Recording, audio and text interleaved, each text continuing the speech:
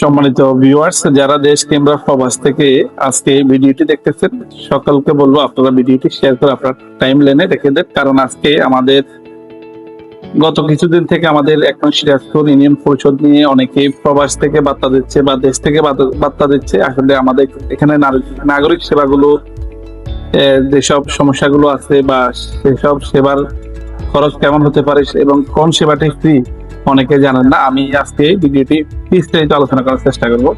আসুন, আপনার যে সকল বাচ্চা 45 দিনের ভিতরে জন্মগ্রহণ করবে সেই সকল বাচ্চা 45 দিন ভিতরে আপনি যদি নিবন্ধন করেন টোটালি একদম ফ্রি।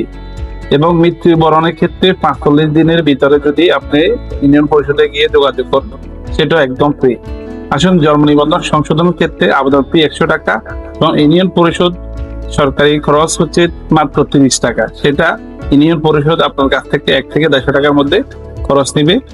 এই হলো আপনার জন্ম নিবন্ধনের খরচ সংশোধন এবং আবেদনের ক্ষেত্রে। পরবর্তী আসেন মৃত্যু নিবন্ধনের ক্ষেত্রে সেম খরচ।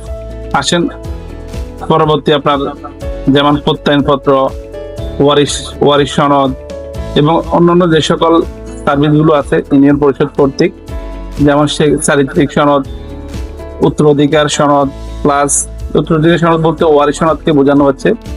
আপনার এই সকল খরচের যে আপনার লিমিটেশন সেটা হচ্ছে 1 থেকে 200 টাকার মধ্যে সীমাবদ্ধ।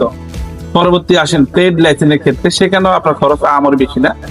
আমি আমার বর্তমান প্রতিষ্ঠান হচ্ছে ভূঁইয়ার বাজার। আমি মাটি ইউনিয়ন পরিষদ থেকে যে সকল সেবা নিচ্ছি সেখানে মাত্র দোকানের বিজনেসের ক্যাটাগরি অনুসারে আপনার খরচ সেটা হচ্ছে 2 থেকে 300 টাকার মধ্যে লিমিটেশনের ভিতরে। কিন্তু আমাদের ইউনিয়ন পরিষদ কিন্তু অনেক বাড়তি টাকা নেই, সেটা আমি আপনাদেরকে মেসেজ দিয়ে রাখছি।